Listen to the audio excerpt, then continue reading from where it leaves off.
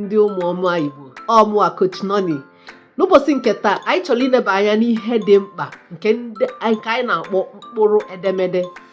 Mkpụrụ edemede bụ ihe ndị oyibo na-akpọ alphabet.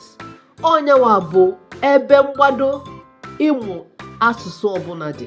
Ịma na ọ bụrụ na amụrụ mkpụrụ edemede, ịma mmanwụ ka esi asụ Igbo, ịma mmanwụ ka esi ede ya ede, ị na-anụkwana ya ọma nwee meaning maka na ịmarọ ya bụ asụsụ. So anyị na-abụrụ ụzọ bido kụziere ụmụ anyị etu esi agụ mkpụrụ edemede. Anyị akọrọ ha ka o si ada, etu ihe ndị oyibo na-akpọ phonics, agwara ha ka o si ada.